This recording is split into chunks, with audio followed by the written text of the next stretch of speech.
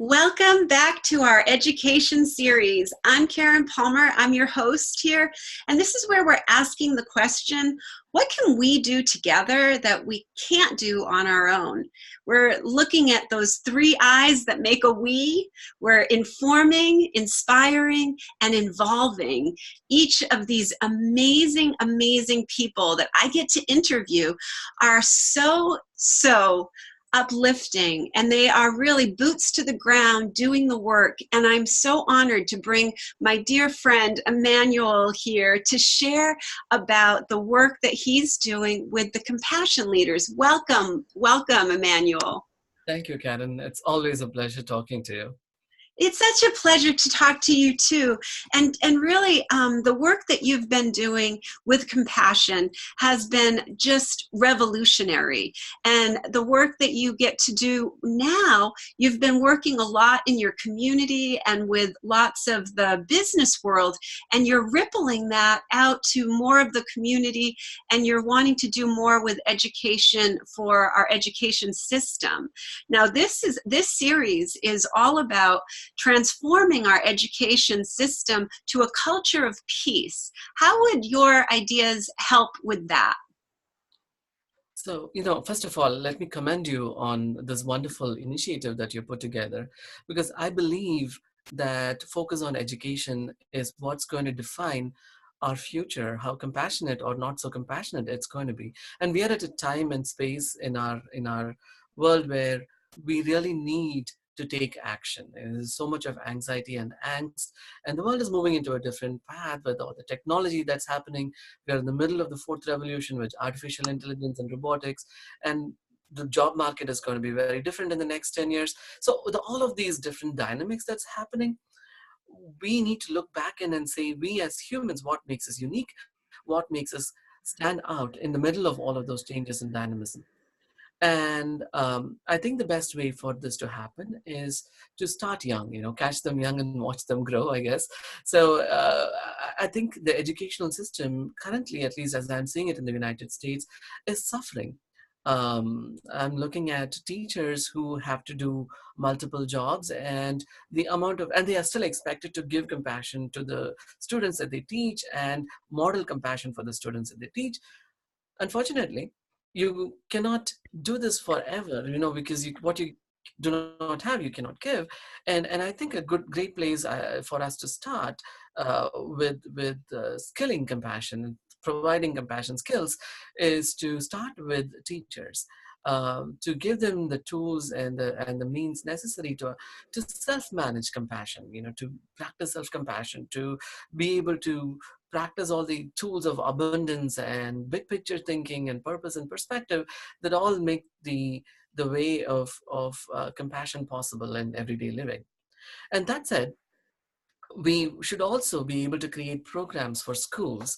And I think there is no timeline or age limit for when they can start compassion. The models and methodology with which we offer compassion training programs will change as the age of the student changes. But I do think that at any age, we are able to offer those compassion training programs.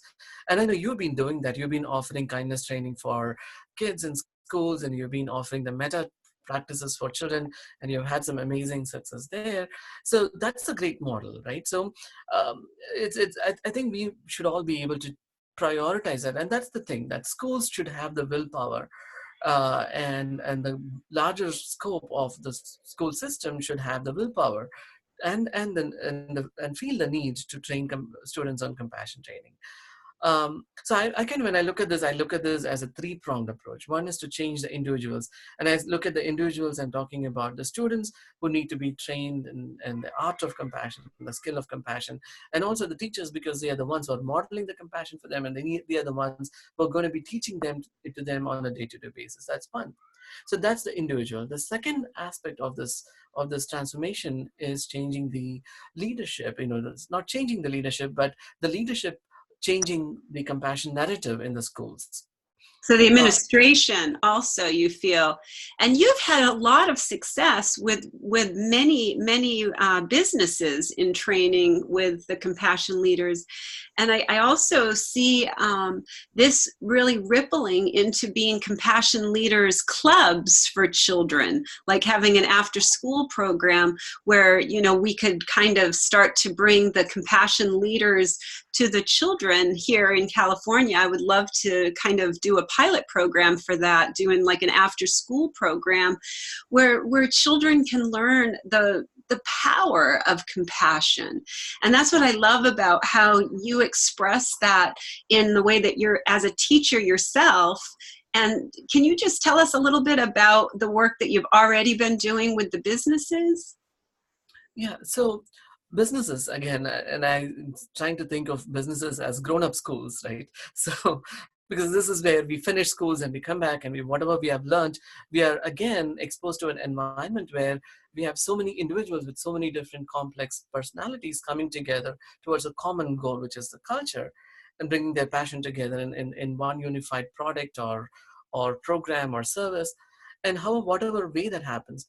The problem is we've forgotten in businesses that it is a place where we have come together again as human beings towards a process, as opposed to thinking that the process is driving our humanity. And we need and that's what I realized going into organizations, that people have forgotten. It's not that we are not necessarily not compassionate, it's just that we forget sometimes that this area of compassion, this ideology of compassion, belongs in the workplace as well. So my role is to be a compassion evangelist and go in and say, hey guys, here's a different way of looking at the world. Here's a different way of interacting with your colleagues and changing your environment, and feel happy. You don't have to leave your personalities outside the workplace. You don't have to hang your personalities outside the door. You come in and be your full best version of yourself, and you can shine and you can allow other people to shine in that process. And this is what the beauty of compassion training is all about. It is rediscovering the best version of yourself.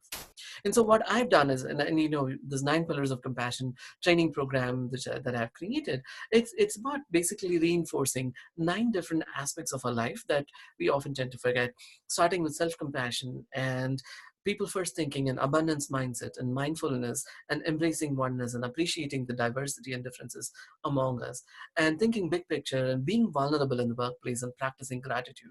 And these 9 pillars I have found, and when I ask people to recollect and reflect and work on along with their colleagues, it completely changes their perspective of what they are, what their role is in the workplace as human beings, and what the roles of other human beings in the workplace are. And together, as they discover this and they explore this, the transformation begins to happen. And I believe that in the context of the school systems, this can definitely happen as well. And to add a little thought to your point about offering this in schools as an after school program, I mean, I found that children are amazing in the sense, in the way that they are able to self-organize, right? I mean, I have 2 little kids, they're 13 and 12, 13 and 11, and going to be 14 and 12 now. And they are sometimes very inspiring for me. When I look at them, I look at them and say, the kids of this generation, they are so smart and they are capable of organizing and putting things together so beautifully. So all we need to do is inspire them to begin to be the change, to begin to be that change, right? So I always tell about this thing about mowais. Mowai is a Japanese word. It's a part of an Okinawan cultural thing where um, everybody is born into a little group or a support system of 5 or 6 people who will stay with you for their life, for your life. They are with you whenever you are down. They are with you whenever you are celebrating.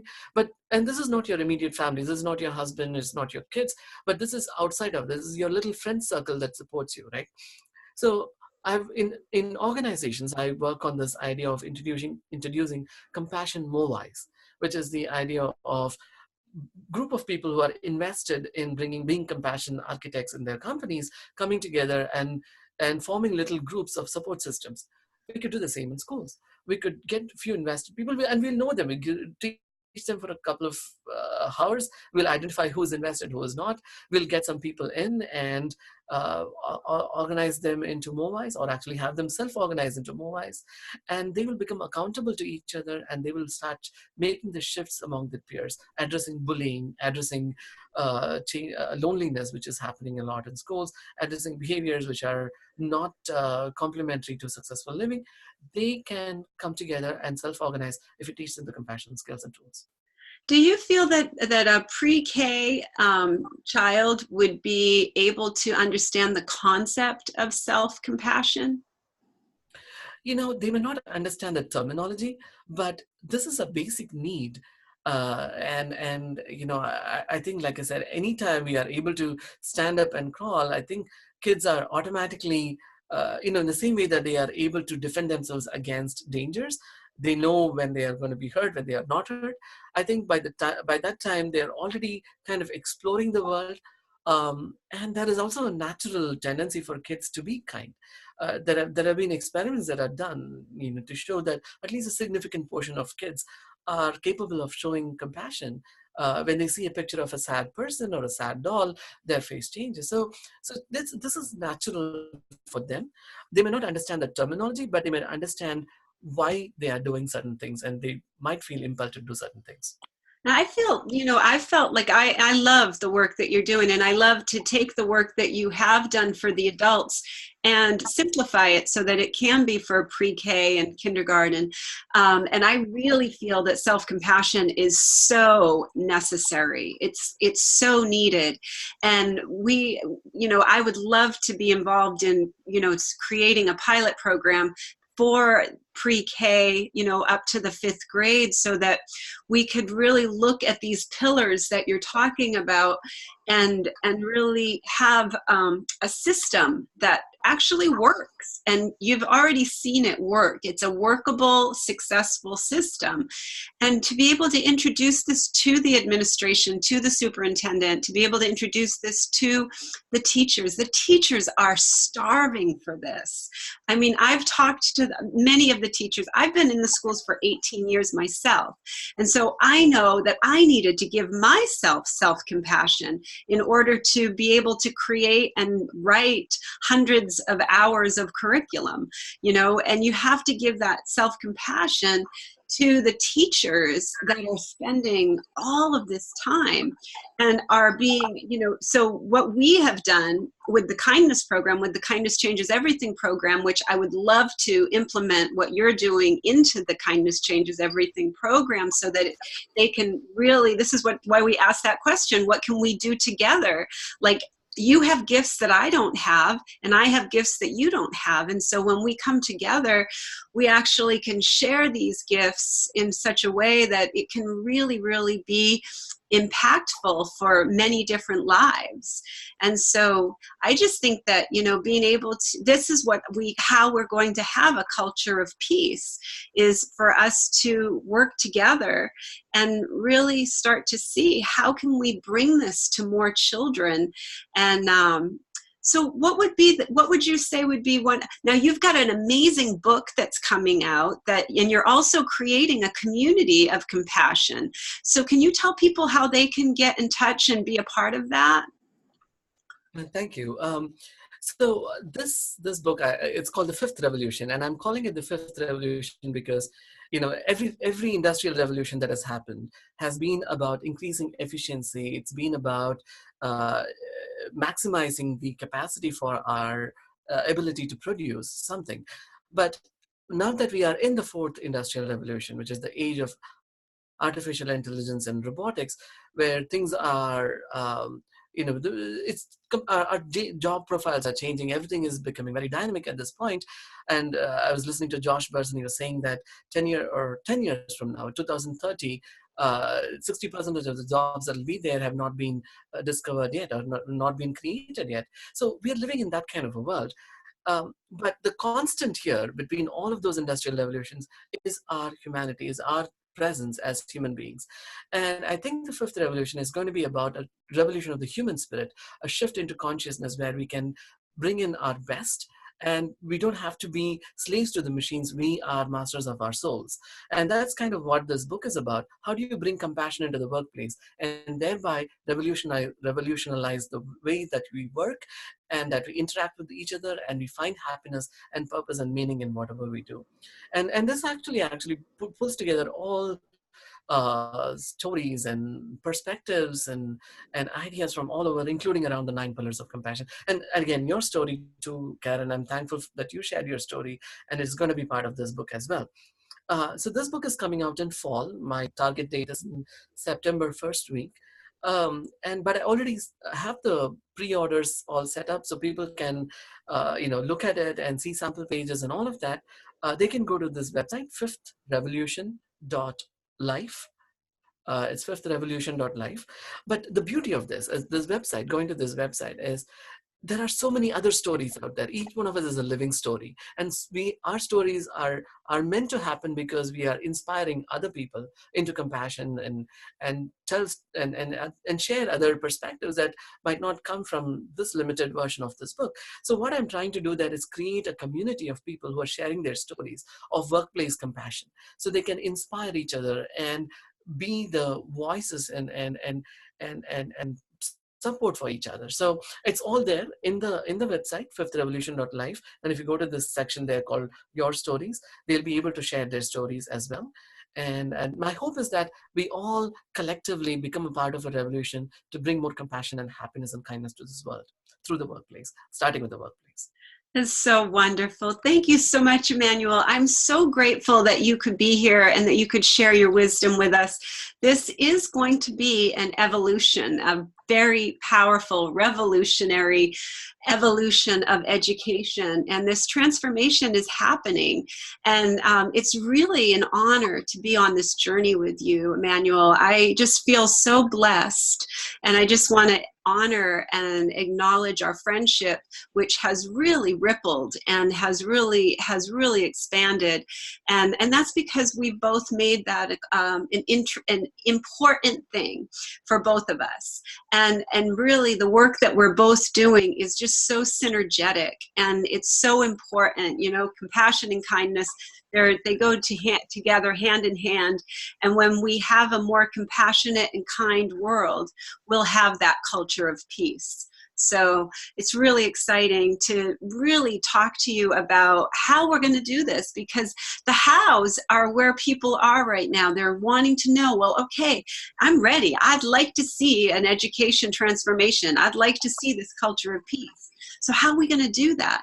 So I encourage you to watch this series and share this series with everyone that you can think of, that this, you feel like this could benefit somebody. So this is going to be, like I said, something that we can do together that we can't do on our own.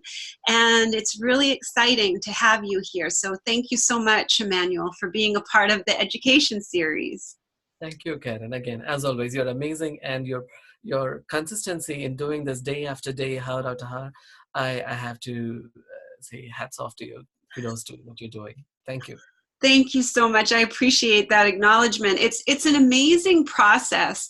Being able to use technology for a greater good is a gift that we all can figure out, and I had to learn how to do it.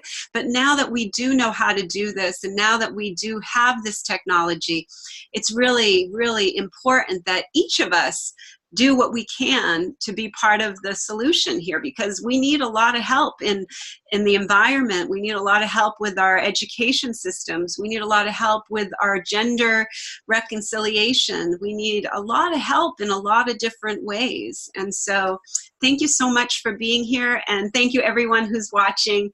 We'll talk to you soon.